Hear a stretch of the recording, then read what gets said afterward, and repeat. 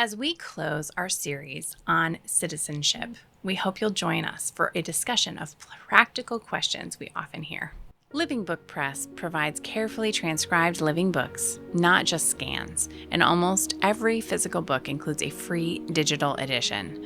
With over 400 titles, livingbookpress.com makes it finding resources for your Charlotte Mason journey easy. Use code ADE for 10% off everything. Welcome to A Delectable Education, the podcast that spreads the feast of the Charlotte Mason method. I'm Emily Kaiser, and I'm here with Liz Cottrell and Nicole Williams. This is our last episode in our series on citizenship. We take these closing episodes as a chance to answer any practical questions about implementing the subject of the feast that may be still hanging out there.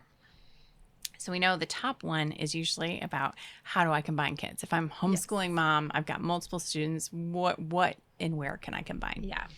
Well, citizenship is one of those subjects where we can combine in some places, but we shouldn't in other places. Right. Mm-hmm. So in the middle years, it works beautifully to combine Plutarch. I mean, we have from grade 5 to 9 that we can be doing this with all of our kids at the same time. Yeah. And, you know, our older kids are going to have more, presumably, because what I found in the past, sometimes my younger kids narrate this better than my older kids did. But maybe they're going to have more insight than maybe a younger child would. But everybody working together on that is really a beautiful picture of citizenship in a lot of ways, you know.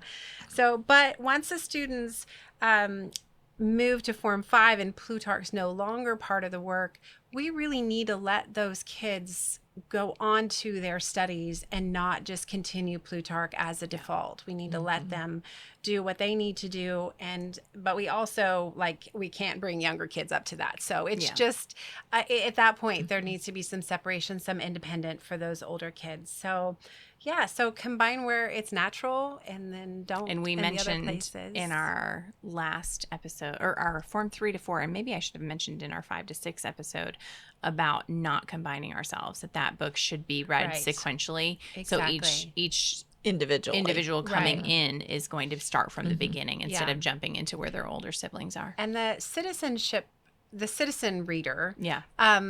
You know, I think that those students that are all reading that, they could combine. Jump in and combine, as long as they're in that form level that's going to read that. Yeah, those two forms. I agree. Yeah.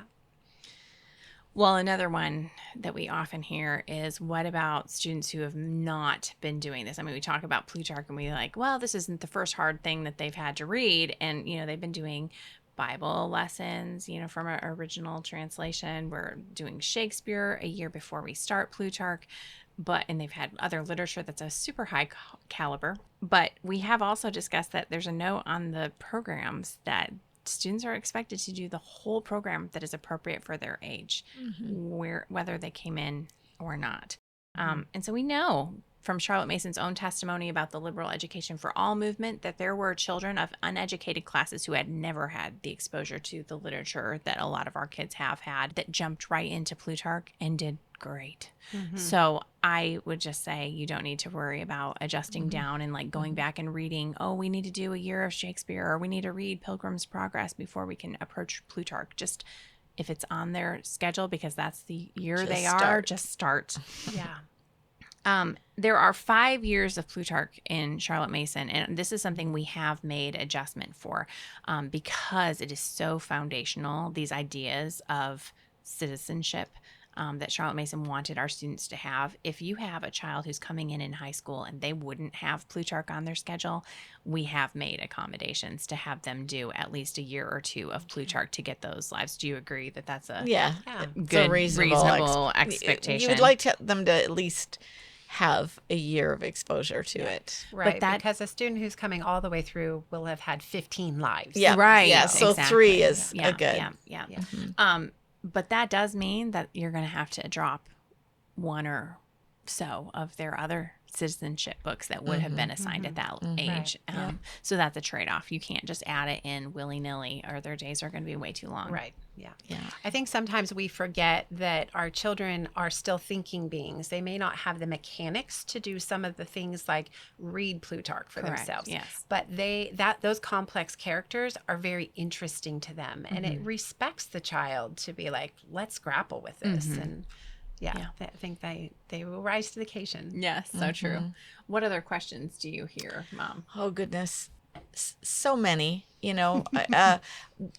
a lot of times families postpone this from year to year, and then they realize, oh, our time is up. And I just encourage people to dive in. And if you don't make it all the way through the life in one term, just start a new one in the next term. If they're curious about whatever ended up with that showdown that was going on at the end of the last term, they'll pick it up and read it themselves if they're that curious. I think one of the things about the whole topic of citizenship that's important to remember is that a lot of us, not everybody, but many people begin homeschooling to expose their children to better morals in general, and to acquire, some independent thinking. And I think the study of citizenship is a very important thread in accomplishing that goal. We desire them to go out into the world and be equipped to understand and cope with the world and with the people in it, and live a productive and fruitful life. And they're always going to have to live under other people's different ideas and be under authority. And even in college, that's like a whole community, and they're figuring out how things work and run in this place, especially depending on if you're at a big university or a small private school. They're always going to be involved in their community, and we want them to be. We want them to be responsible and to care about the welfare of others. So I really think citizenship, along with all their other subjects, is really a practical application for them to understand themselves and other people, and how we get along and love our neighbor as ourselves. And I think it really spurs them on and gives them really inspirational ideas for how to be personally responsible, just to bear responsibility and carry your weight. So what I hear you saying is citizenship is not optional. It is a key subject. It's integral to their personhood. And really, I think it inspires them to maturity, basically. True. Yeah. Well, I want to talk a little bit about how we assess our child's progress. We've done this with every subject so far, but it's really important to keep in mind those objectives for our citizenship lessons. Are they engaging with these big ideas that are in their books? Do they show compassion for characters who have to make difficult decisions, and realize that people are complex, that there's really no wholly good or wholly bad person, right? My young kids always are like, is that the bad guy? Is he a bad guy? And you're like, I hope that you're moving out of that and gaining maturity and realizing that everybody, as Charlotte Mason's second principle says, has potential for both good and evil, right? And that we're not wholly one or the other. Do they narrate coherently and make applications to their own lives of the ideas that they're reading in their books? Are their exam answers relevant to the books that they read? Do they discuss ideas from citizenship with you and seem to be forming their own opinions? I hope you caught that, because that is what Charlotte Mason said is the duty of every person, right? To form their own ideas and opinions and not blindly take on our opinions. Or social media. Exactly. Right. Yeah. Do you guys have anything else you'd add, or? We hope that we have spread a feast of citizenship ideas for you to chew on, and we'll be right back. Join us in Traverse City on the coast of Lake Michigan for Awaken, a Living Books educational conference held on Friday and Saturday, July 17th and 18th, 2026. This conference will feature speakers Liz Cottrill, Emily Kaiser, Nicole Williams of A Delectable Education, Michelle Howard, the Living Books Lady, and Melissa Peterman of Charlotte Mason PE. The conference will begin on Friday with immersion classes, an evening session, and a chance to gather in small groups. Join us Saturday for workshops, keynote speakers, and vendors that will teach, delight, and encourage the home educating family. Special sessions have been added for teens and kids. Traverse City, Michigan is known as a foodie destination, and lunch will feature a whole foods menu with gluten and dairy-free options.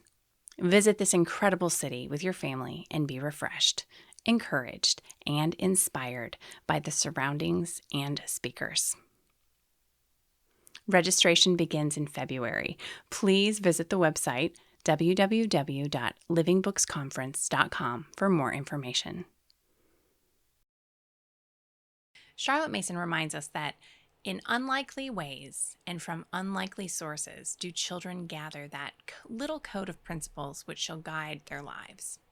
This is the goal of citizenship and ultimately the entire curriculum. As we close this series on citizenship, we hope you're better equipped to share and spread the feast for your students. Next time, we will be turning our attention to composition, a subject that instills fear in many parents' hearts, but Charlotte Mason's method is natural to every child and gently allows them to grow in their writing abilities. So please join us next time as we continue to spread the feast of the Charlotte Mason method.